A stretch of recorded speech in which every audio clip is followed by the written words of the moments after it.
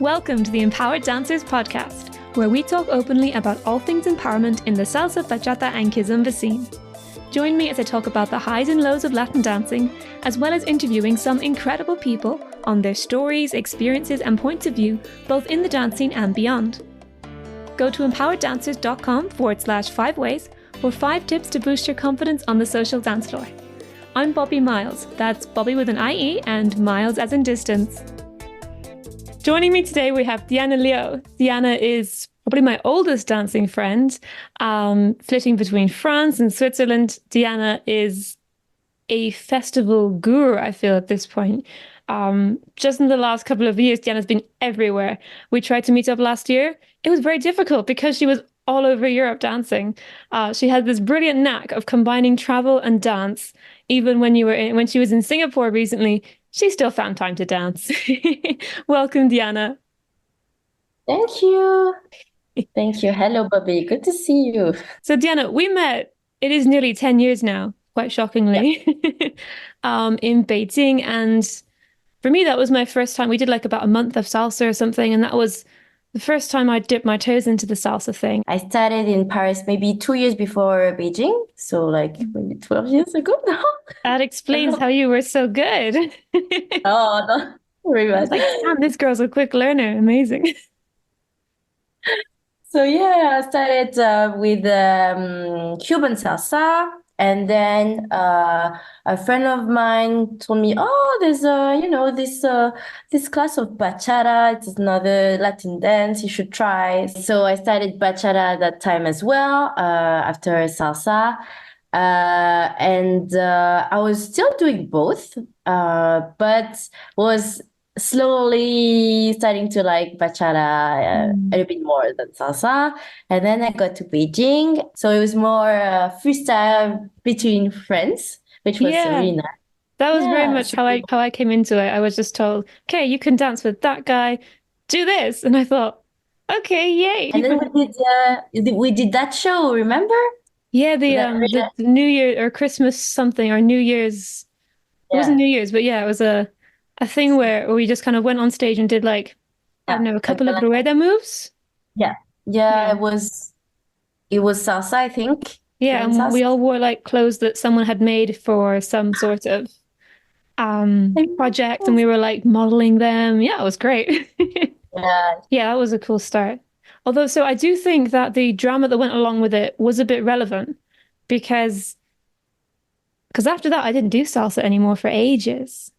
Oh, wow. And I'm kind of like, well, my only experience was a kind of social pressuring bullying at the end of it. So I thought, is that why I never went back to it? What, is all salsa like this? No, thank you. Yeah. So Not, it's not, as we were talking about, it's not healthy, when people are bullying on you, not welcoming. So no, you did good to like stop it a bit, have a break, and come back to the roots and what you like in the dancing. hmm. Yeah, I felt very lucky when I came back. The teacher I started with was kind of the opposite of all of that. So that kind of dispelled that illusion that this is what salsa people are like. So that was really good. But I mean, there is that kind of ego attached in the dancing scene. I mean, we were talking about that before we started recording this. Mm. Um, there is that kind of ego space on the dance floor. Yeah, a lot. It's that It's corner of the room where I think, maybe I'll avoid that. Yeah, that part, like just in front of the DJ. So Yeah. usually, like good slash famous social dancers would love to dance there. The artist as well. Sometimes the artist would also dance in the middle of the crowd, but like there would be like big circles of people queuing to dance with those guys. So yeah, it's also a lot of ego of okay, I need to show off with my moves, with how popular I am and stuff. So that's a side of bachata that I don't really like. Mm. But if you like just focus on yourself, your friend, and the social dancers that you like to dance with, I think it's you can have a really good night. It's just that, you have to concentrate and focus on the good things and Yeah. not get yourself off, like the bad vibe. My first festivals after the break, I think that was PCN, Barcelona in Spain. So one of those very, very popular, in summer, like a lot of people crowded and a lot of big artists.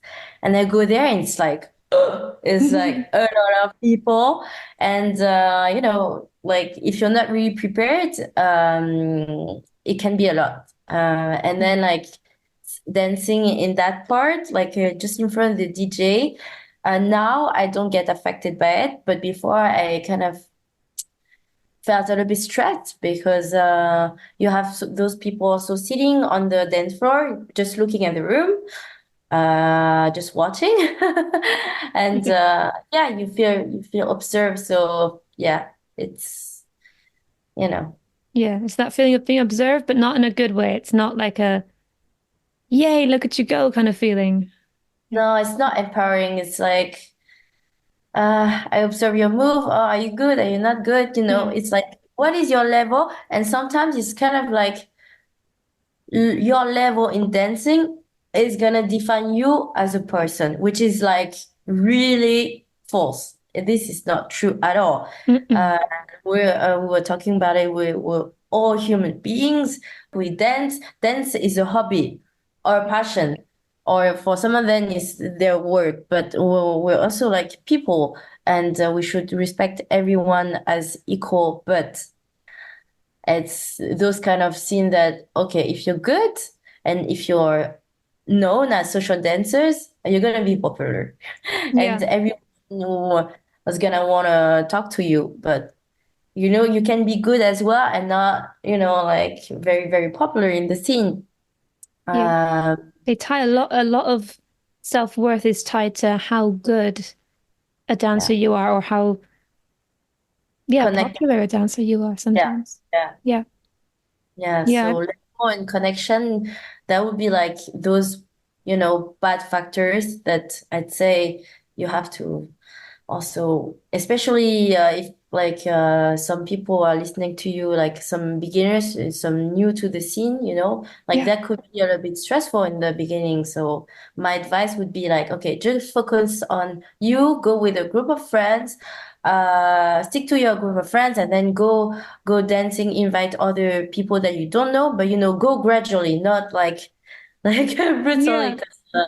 because otherwise you could after one night you could like feel a little bit bad about like like I didn't really feel the vibe, and is bachata like this? Yeah, It's it like can, this, but not all the time as well. So yeah, exactly. Yeah. Having that base group, I love that. That you have your group, you can go out gradually, come back and hang out more with them if you want, but or you can go off and stay off on your own. But you've got that base, that support where you know they've got me, I've got them. yeah, yeah, Yeah. Yeah, I have definitely found that in some events. So there was one recently, a month or two ago, and we had a bunch of beginners come through our course. Excuse me. So they've just finished 8 weeks. They're in like week 9 or 10, and they came as a crew. There's no other way to describe it. They came as a crew to this party, and it was wonderful. So they had their base exactly as you're describing. They had their base, and they all yeah, had each other, and yeah, occasionally one of them would ask someone they didn't know to dance.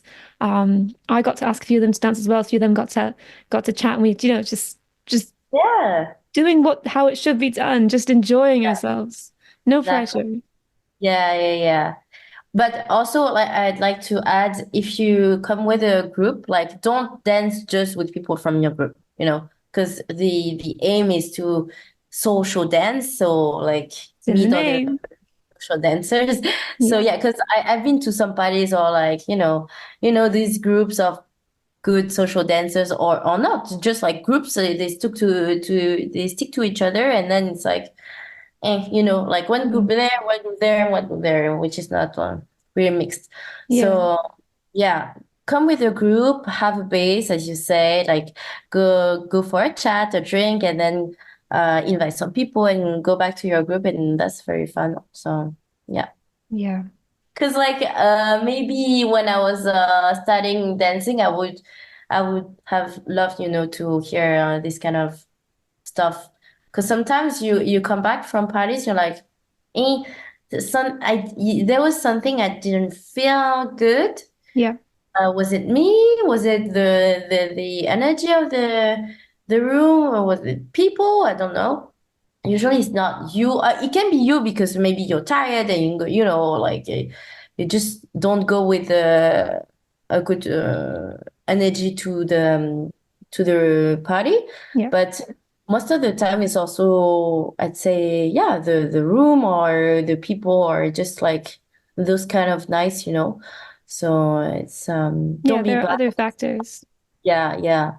And Yeah. also, like, I know that some of my friends, sometimes they talk about the night and they say, oh, I really didn't dance well and stuff. And okay, it's good to be aware of how you did, Hmm. but it's also, I think it's not necessary to every time have, you know, you should be more kind to yourself and your level. I'm the first. Every time I'm like, oh my God, this dance, like I should done better and stuff. But in the end, you go to have fun. So Yeah. if you have fun, it's in the mind, and sometimes you just do basics and basic moves, and it's the most fun. It So can be great. Yeah. yeah, Yeah, there don't be can be hard.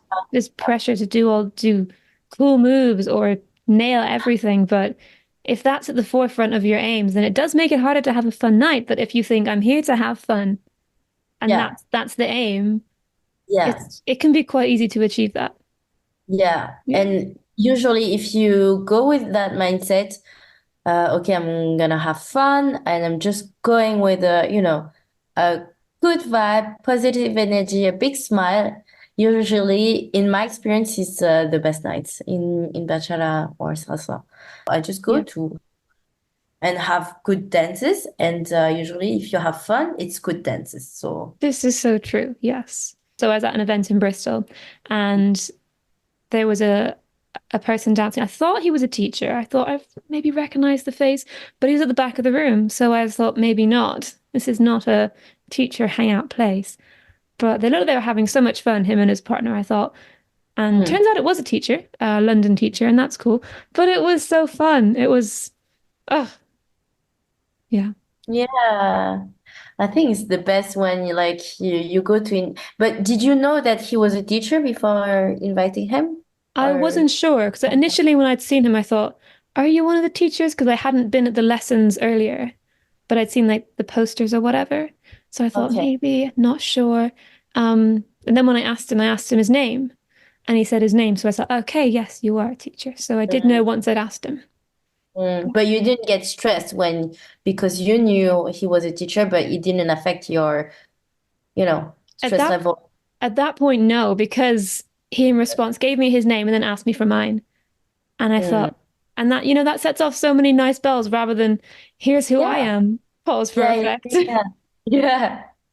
I'm tada and Yeah, let's dance. let's dance. Okay. Exactly. Yeah.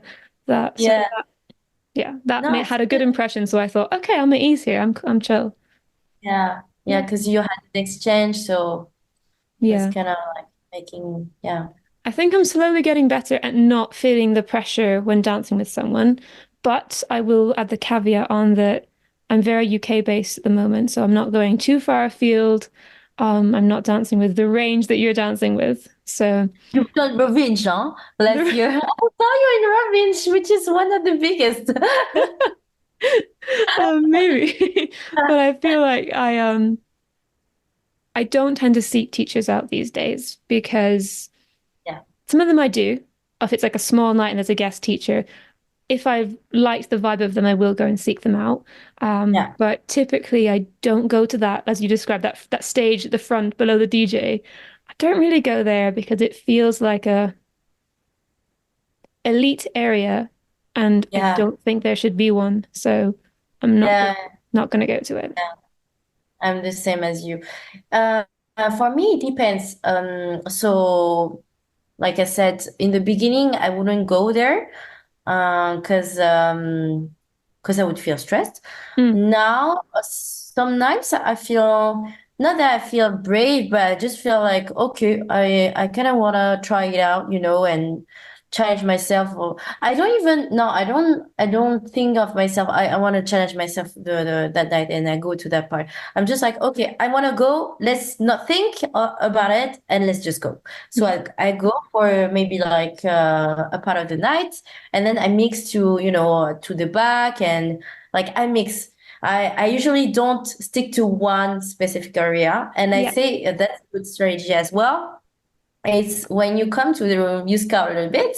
So you do like a circle. So you walk, la, la, la, la, la, and then you put your stuff close to your friends. So you have your bases. And then you're like, okay, I'm going to go to that part. So if I want to go to that front stage, I would go maybe not in the beginning of the night because I need to warm up. So I need some warm up dances. And then I go there for like maybe 30 minutes, and Mhm. then I do a break and stuff, and then I go to another part. The back as well is good, especially for crowded festivals because you have obviously more room, More room. and Yeah.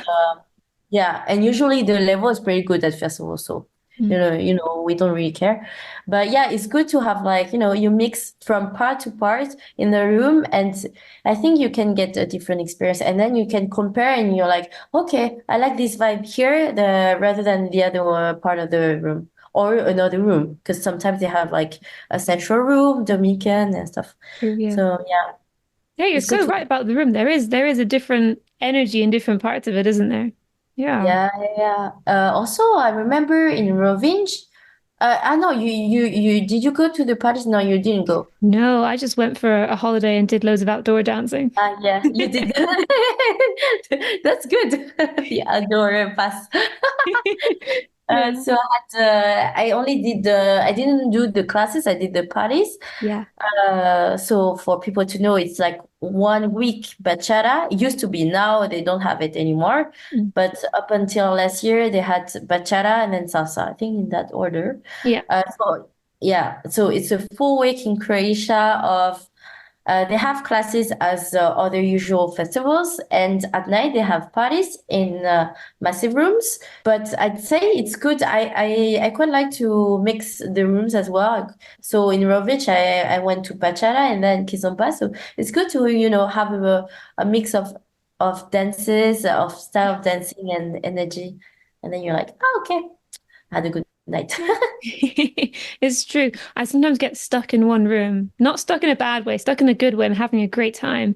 And I end up there until I'm either knackered and need to go home or it's over.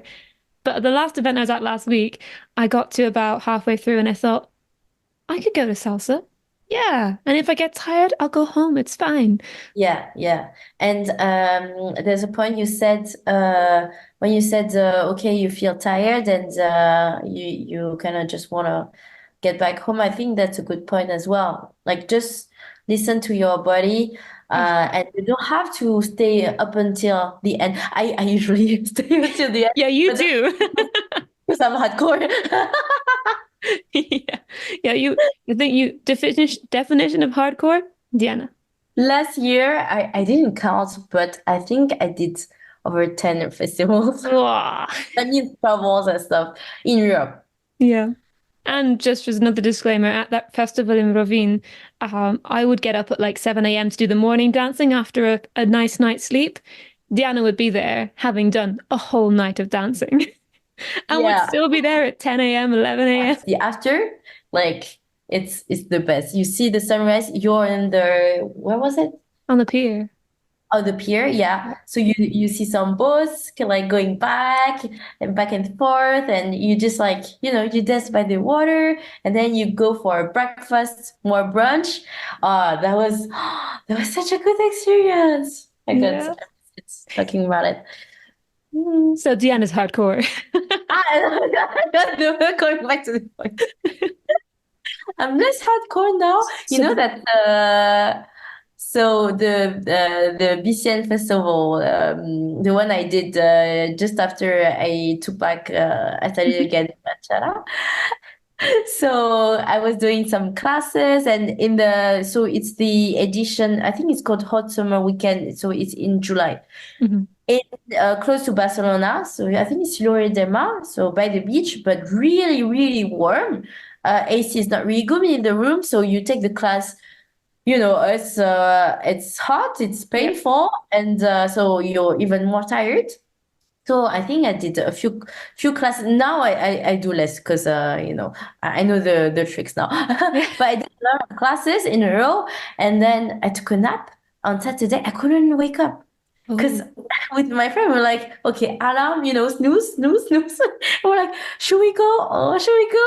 And we didn't go. but that is an example of listening to your body or not getting a choice, Exactly. your body speaking for you. Yeah. So in some cases, it's saying we are never stopping. And in other cases, it's like, no, done. Done. And it's also okay to say, okay, I'm stopping now. Yeah. Yeah. I Mm. think I only recently have kind of taken that for myself because I would go to an event and I'd kind of think, oh, I need to stay. Yeah. Just kind of build into me, I should stay longer. And I'd be having fun, but I might be like, right, more bachatas because it's getting later, so I want to do less salsa. But then literally last Friday was the first time I thought, I can just go home. What's stopping me going home when I'm tired? Yeah. Okay. All right, we're good. That's good. And then Mm. when I got tired, I was like, okay, this has been great. Bobbie out. Bobby out. Yeah, and it's also okay talking about this. It's also okay to miss some parties because Yeah. before when I arrived, no, when I arrived in Geneva for 2 years, I didn't dance because I had other personal Life. things, life, Yeah. and life as well. But yeah, and when I got back to the scene, then saw that party, and I wanted to do everything, you know, Yeah. that FOMO feeling. And it's actually, you don't have to do everything. Just pick your night, and it's better to go when you're like not tired and just energetic Yeah. uh, and in a good mindset rather than like going there and so tired, and then you feel like the dance is like you're forcing your body and you're forcing yourself, Yeah. and that's the worst. So you gotta take care of your body, and some Mm. moves as well, like some leaders are rough, so you have to protect your body, Oh yeah. so don't go too tired to the party, or this kind of Yeah. stuff. Yeah, it's Mm. that feeling of I guess it's FOMO, it's fear of missing out, that you kind of think, oh no, I know it's going to be a good one. And yeah, it probably is great, but if you're not feeling it, is it great for you? And if it's Yeah. not, that's okay. Don't go. Yeah. Yeah. Diana, thank you so much for all of the social dancing value you've given us today. So many good tips in there. I cannot even recap them. So if you need to hear them again, please just listen back because there's loads of gold in there. Thank you so much, Diana. Thank you, Bobbie. It was really fun. Thank you for listening to the Empowered Dancers podcast. If there's an aspect of the dancing you would like to hear about, or a particular teacher you would like to hear from, drop me a message and I will try to make it happen. Make sure you subscribe to get every episode as it comes out. Thank you so much for the comments and questions you are already sharing. I really, really appreciate it, and I look forward to serving you in next week's episode.